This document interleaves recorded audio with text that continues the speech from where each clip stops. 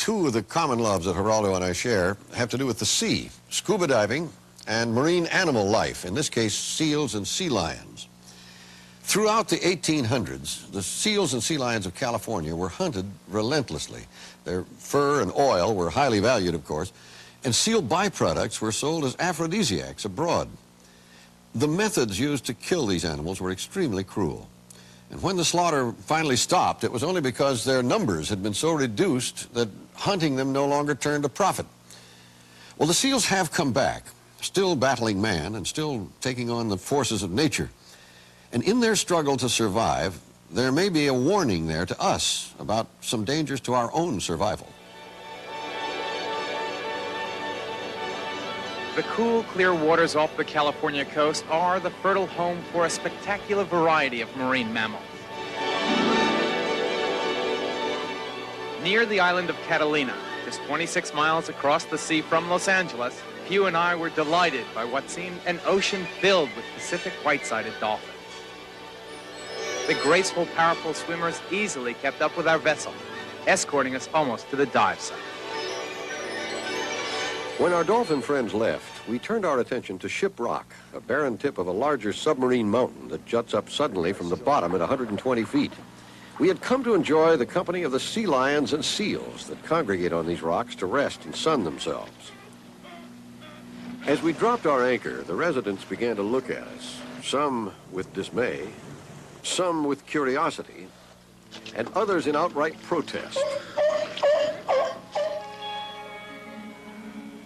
The bottom here is covered by a rich forest of kelp, beautiful but potentially dangerous if the diver doesn't take care to avoid becoming entangled.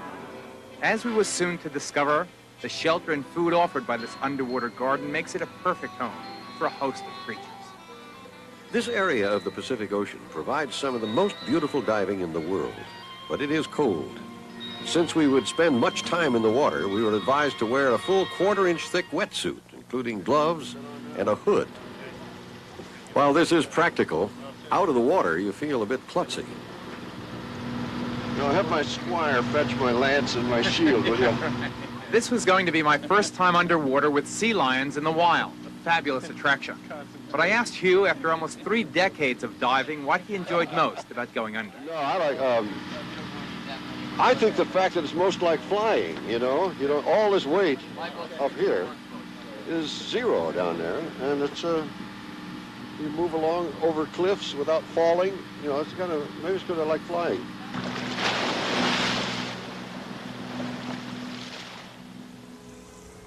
Twisting through the shafts of filtered light, the beautiful underwater forest seemed a scene from the Jack and the Beanstalk fairy tale. Set against the blue aquamarine, the bright orange Garibaldi fish were dazzling and fearless, eating right out of our hands. We dropped over the ledge into darker, colder water, and at 100 feet found fish that seemed more suitable to an alien planet. I came upon a resting angel shark, doing its best to look like a piece of the bottom. Although it's not a very toothy or ferocious variety, it was only willing to put up with so much of my curious mystery. I picked up a small horn shark and became the victim of probably the most insignificant shark attack ever recorded. But he soon let go, leaving on my suit a small, tattered reminder. But it was the sea lions we had come to dive with. And as we got closer to the surface, a sort of welcoming committee soared past right over our heads.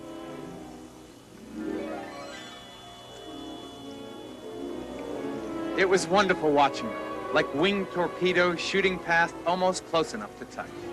I felt something like an underwater ringmaster surrounded by these graceful animals, which seemed to glide rather than swim through the water. We reached out, but they seemed intent on staying just beyond our reach. Since most of our experience with seals is on the surface, their confidence and speed underwater came almost as a delightful surprise to both of us. Listen to the numbers. In short bursts, sea lions can reach almost 30 miles an hour. Some seals can dive to depths of almost 2,000 feet, and they can hold their breath for over an hour. It was difficult to think of them as the awkward, sometimes hostile creatures we usually see bouncing clumsily along the rocks on the surface. The seals and sea lions have come back in huge numbers. Some species which were once reduced to a single family unit now number in the tens of thousands. But the seal population explosion has not been good for everyone, particularly for commercial fishermen out on the West Coast. They're not too happy about it because, as you can understand, they have to make their living alongside a very able competitor. The problems that we have with them is the sea lion will come up behind a boat and start following a boat. In particular, he'll stay behind that boat, and when we get a fish on, when one of the fishermen has a fish on, if there is a sea lion in the vicinity, he will get it. And he will get one after another, and he can stay with us for hours, and no real good way to remove that sea lion from the stern of our vessel. And in turn, what it does, it can cost us a whole day's fishing. If you could shoot that one lion, then, you know, you probably saved your day. And it's kind of cold to say that, but it's really what it's getting to. This frustration is understandable and widespread and has even developed into a sort of locker room joke. Save the whales, shoot the seals. We even saw a phony shoot the seals funding drive. But in Japan, where fish is a main staple in the country's diet, competition cannot be tolerated. The armed forces were called out to trim the seal herds. And as this TV clip from the 60s shows, they did so with brutal efficiency.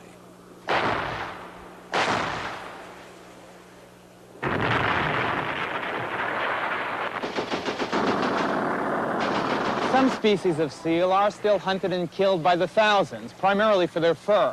But it's Mother Nature that's the prime equalizer of the seal population. Severe storms bash them. Disease and parasites kill even more. And the great white shark enjoys seal for lunch. Zoos and aquariums like this one do their best to help stranded and injured animals, but obviously they can't do it all. We had a chance to visit a center in Northern California whose sole activity is the rescue of marine mammals from unnecessary destruction. These animals are among the lucky few that have been rescued and brought to the California Marine Mammal Center near San Francisco. Our image of seals as gentle playmates soon vanished as we assisted the veterinarians in restraining a 240-pound elephant seal named Trinity. All right.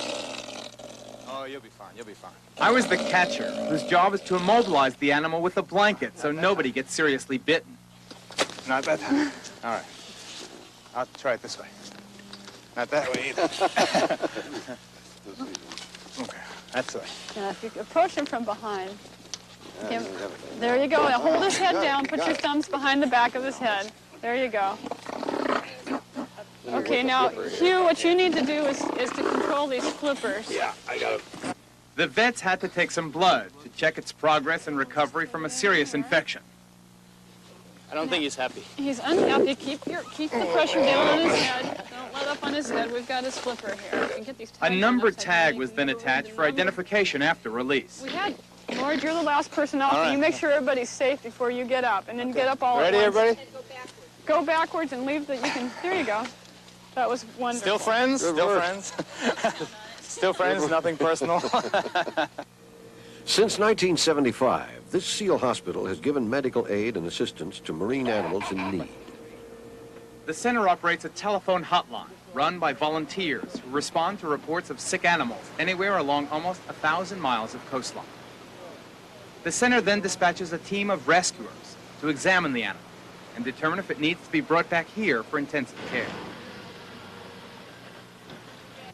Then the volunteer staff will work with the seals, administering food and medicine under the guidelines prescribed by the veterinarian in charge. We are a nonprofit organization. We take the full responsibility for stranded marine mammals over 15 coastal counties, yet we receive no state or federal funding. I think the most important thing in working at the center and putting in hours and hours, probably all-nighters with this animal, watching it, caring for it, that the opportunity to have complete turnarounds, to see an animal come in this condition and to watch it come back to health, and ultimately to watch it return to the sea where it belongs, is probably why most of us are here, whether we're handling animals or pushing brooms or building pens. The center receives a large number of baby seals. Tragically, many of them are picked up off the beach by well-meaning individuals who, in fact, permanently separate the weaning pup from its mother, who may only be out gathering food. But little Mon Ami really did need help. And your flipper. Oh, it's all right. We're not hurting you. We're not hurting you. Now, what we need to do is examine the eye and clean it out. She had an infection in the eye, and the eye was blind. Now, the eye was removed about 2 weeks ago. Now, I'm going to listen to her lungs. All you need to do The California Marine Mammal Center enjoys a 60% success rate and has released hundreds of animals back to the ocean. Contact with humans creates other problems. X-rays showed us clear images of fishing hooks ingested while swallowing a hooked fish. And scars from rifle bullets mark the face of another animal. That direct harm by human beings is depressing to find. But more alarming is the growing evidence of pollution and its effect on these animals. Like us, seals are mammals. They eat the same kind of fish we do. And what hurts them can hurt us. Even in the clear waters of the California islands, pollutants from as far away as halfway around the world are entering the food chain here. High levels of these toxins have been suspect in the sharp increase of premature births among the sea lions.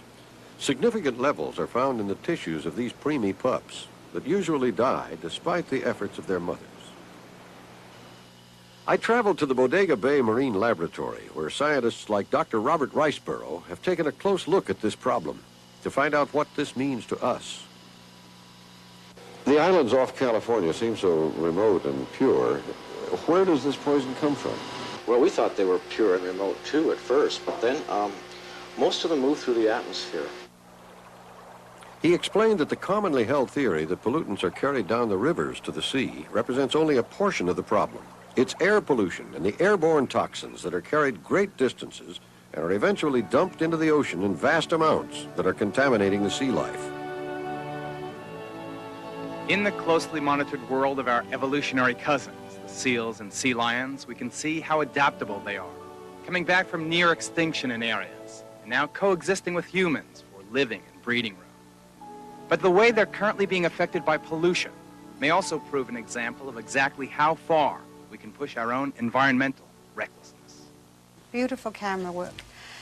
Geraldo, is there a solution so that the seals can survive and the fish can survive so the fishermen can survive? Right. As Mr. Downs always says, the easy answer is that this is a big planet and there should be room enough for all of us. The tougher question is if the seal population grows too far too fast, then there has to be some kind of control, but it has to be strictly regulated by the government. None of this freelance slaughtering of the seals that really is so inhumane and really unnecessary, at least at this point. On a lighter vein, you two make a very nice couple down there. This is the second time you've done it. Have you considered synchronized swimming? No, but I'll tell you, when it comes to diving, you shouldn't dive alone. It's not safe. I'm comfortable when I'm diving with somebody who is both dependable and resourceful, and Geraldo is that. He disentangled a cameraman from the kelp down there, and once your air, do you remember when your O-ring, he was losing his air. I tried to repair it underwater. Right, we shared air. Yeah, that's right. So that's the kind of people you like to dive with, and I think that's why, speaking for myself, why I like to dive with Geraldo. The result is very beautiful to see. Yeah. Thank you both. We share the sea in common. I know.